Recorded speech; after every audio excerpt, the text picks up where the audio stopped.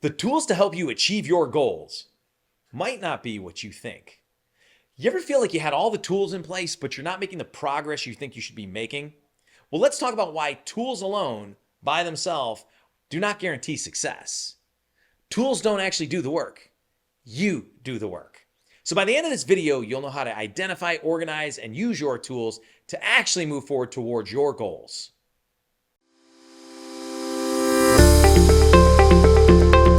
Welcome to my online video. Today I have got for you the article tools for success. More but you not need them. This is what this video is all about. My friend will take it out to give it quick. What are tools anyway? Well, tools basically are anything that helps you reach a goal. And there are three categories of tools: physical, digital, and informational. Physical are tools that you need to accomplish something, right? If your goal is to mow the lawn, a lawnmower is a tool. If your goal is to get healthier and build muscle, gym equipment is your tool. If you want to go running, shoes are your tool, right? Then we come to digital. What are digital tools? Well, digital tools are apps, softwares, Canva, ChatGPT, those sort of things. Those are the digital tools that you use. And finally, there's the informational tools. And these are experts and books, strategies, mentors, coaches, consultants, all those things. But those are the three categories that Sourena likes to put tools in, because you need things from each of those categories to reach your goals. The bottom line, though, is with three different categories and so many different things, tools comes in all shapes and sizes. Some you can touch, others you download, and some you simply learn. So let's be real. Your iPhone is an absolute supercomputer. But if all you do on it is play Angry Birds all day, you're really not unleashing the power of that tool. And if you want to be successful in all three categories of tools, you have to know what they are, you've got to have access to them, but most importantly, you've got to use and implement them.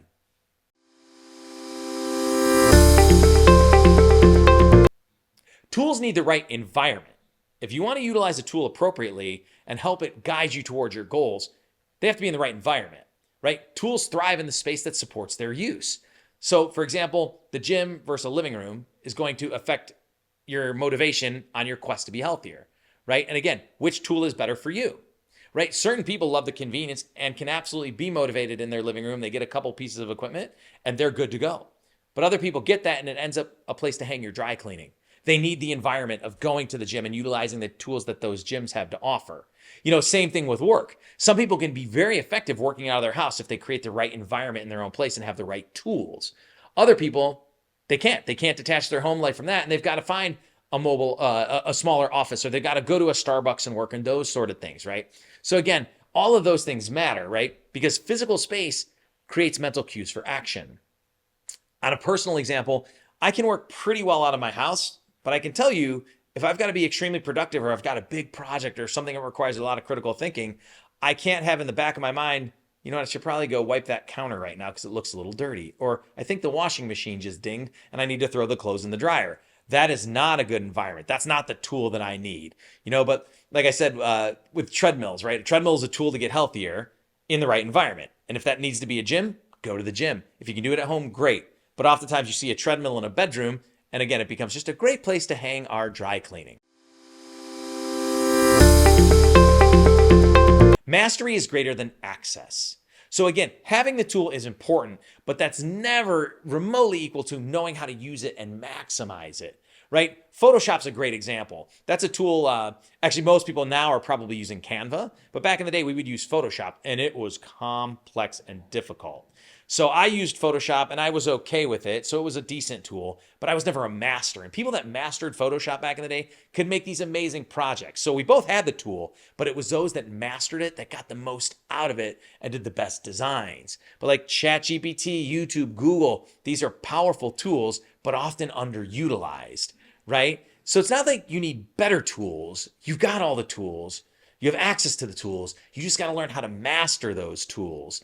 We had an interesting conversation with a gentleman who was talking about AI in the fitness industry and ChatGPT.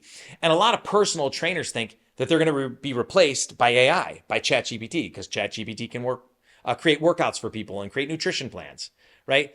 And what the gentleman said, what we were chatting with, he said, ChatGPT will never replace a personal trainer, but personal trainers who master how to use ChatGPT will replace other personal trainers. So again, AI will never replace you, but if you take the time to master those type of tools, you will replace other people that you're competing with that don't learn how to master those tools.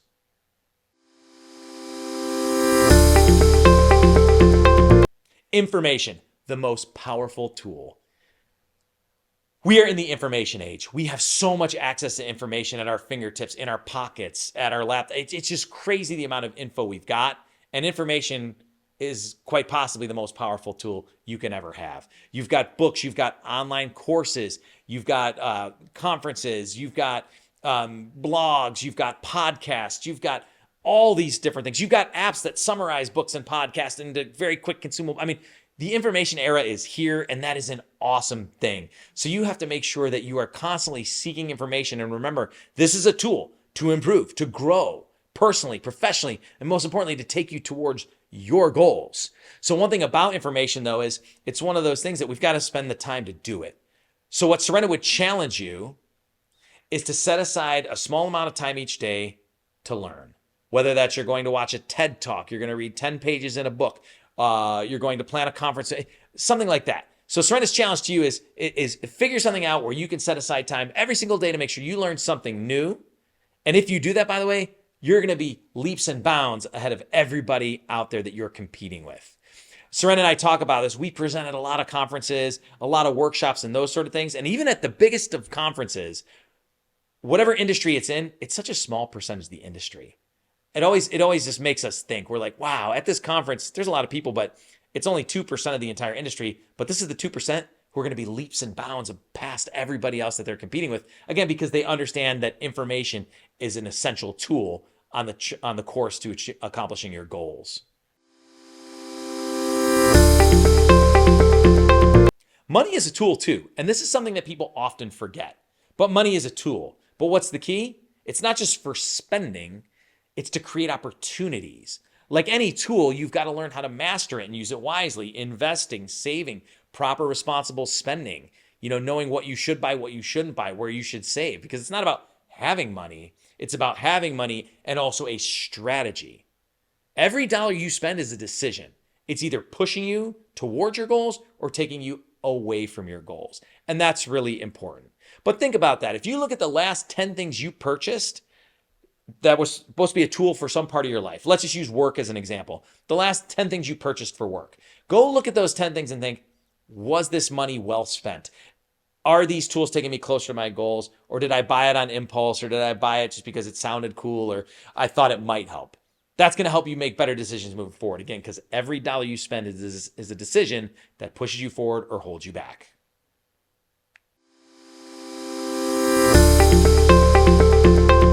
Then there's strategies, and those are tools in action.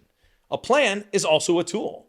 Remember, even though Sourena has the categories for tools, tools aren't always things you can touch and hold and download and use. A plan is a strategy, and that's a tool, right? So if you're on a quest to be healthier, a workout routine or a nutritional plan, those are tools, right? If you're looking to grow your business, your daily routine, your schedule, your time blocks, the meetings that you have, the conferences you're going to attend, that's all a plan as well. And those are plans that are a tool. But the stat, and when Sourena told me this, my mind was blown, but I was like, I see it. Less than 3% of people actually implement what they learn from a book or in conferences. Only 3% of people implement what they learn in a book or learn at a conference. So knowledge, that information, is no longer a tool. Why? Because there's no strategy, which is also a tool, because that's your tool in action. So again, knowledge is fine, but taking action with that knowledge is where the real magic happens, because execution matters more than inspiration. Yes, we want to stay inspired and motivated, but execution is where things happen. So Sourena wants you to think about this. What's one strategy you've learned and you never actually implemented it, right? You didn't use it. You had the intention, you were inspired, you were motivated, but you just didn't do it. Pause and write that down.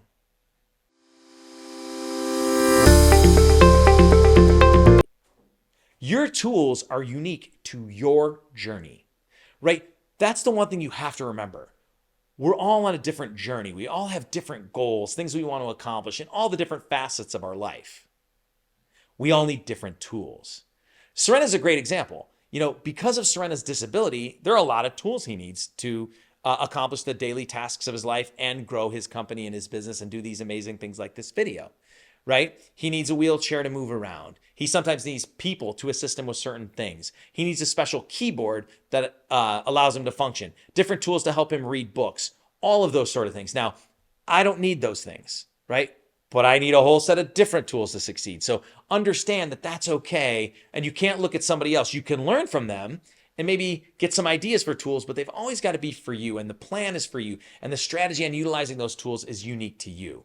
So everybody is going to have their own toolbox on the road to success, right? And it's going to be tailored to your needs, to your challenges, right? From mobility aids like a wheelchair that someone like Sourena needs to the tools on your iPhone that help you minimize distractions that you might need because you're always distracted. But the right tool is literally game changing. So you don't necessarily need someone else's tools. You need the right ones for your own path. So organization plus mastery equals real power. That's what leads to goal achievement, right? We got our tools, the 3 categories. We're starting to assemble all the tools that we need to accomplish our goals. And then we have to organize them. And then again, as we said before, you've got to master how to utilize those tools. The tools in itself don't have that much value. The mastery of the tools is where the real value comes. Again, it's not just about having tools, it's about keeping them organized and sharp and ready for use and really being a master of your craft with those. If you're a surgeon, you know how to use those surgical tools to the highest level possible to do the best job. If you're a chef trying to make a great meal, you've got to have all the right tools in place in order to do that. Without those tools, you're never going to create that 5-star meal, right? And without mastering those tools, you're never going to create the 5-star meal. So again, mastery, intention, strategy are what bring these tools to life. But tools aren't magic. But when you know how to use them, you become the magician and you become unstoppable.